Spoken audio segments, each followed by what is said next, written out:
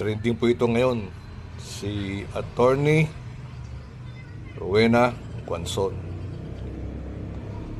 Kung naalala nyo, nung celebration nung karawan ni Rodrigo Roa Duterte sa Davao City, pumunta po ito si Attorney Guanzon at pinagsalita si tablado.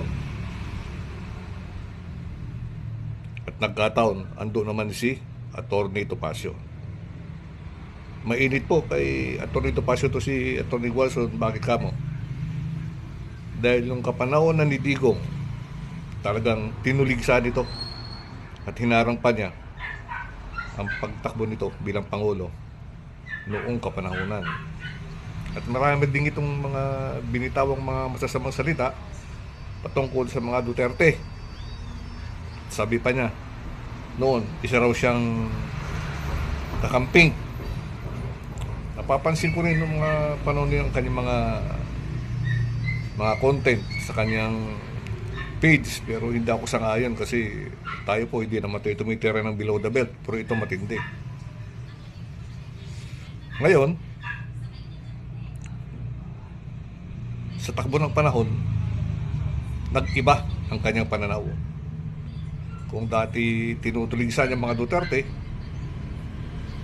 ngayon umakampi na siya dahil sa kanyang ambisyon na tumakbo bilang senador sa taong 2028. Hindi po ito oobra sa mga hardcore na mga DDS tulad ni Attorney Topacio.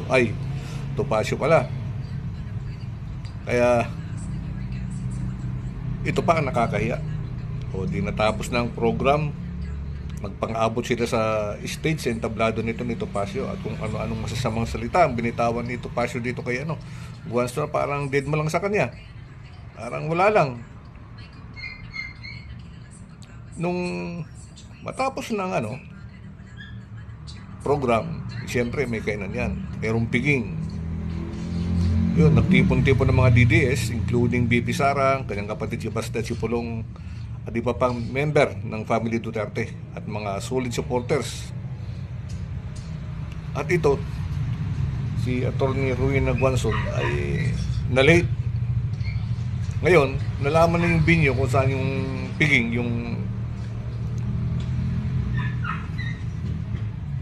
pagtitipon na doon magaganap ang pinaka last meeting at may kainan. Humabol siya, pero hinarang siya ng isang bodyguard yata. Hindi ko alam kung bodyguard ni Mayor Baste o ni BP. Sandali lang po, ma'am, itatanong natin sa kanila kung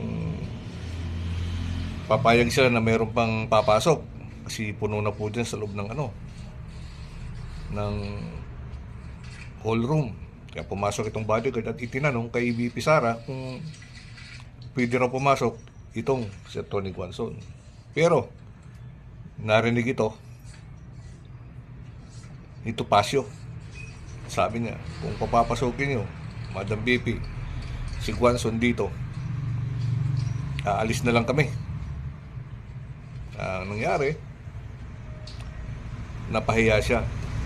Hindi siya pinapasok, umalis at kumain sa labas. Alam niyo po, dati naniniwala ko dito kay Guanzon kasi nagsilver nito ng maayos nung kapanahunan. Kaya lang, ewan ko ba, parang nasirang kanyang tuktok na wala sa katinuan dahil sa kanyang ambisyon. O ito po isang leksyon sa mga nangangarap na magkaroon ng mataas na posisyon sa ating bansa Pilipinas. Umayos po kayo kung ano yung linyada. Ngayon po, sigurado laglag na to sa taong 2028. Attorney Guanzon, nakakapanghinayang ka. Dati kang may tino, dati kang maayos na tao, pero sa inyong ewan ko ba, sa inyong pinapangarap na ambisyon, kayo po yung nawala sa sarili.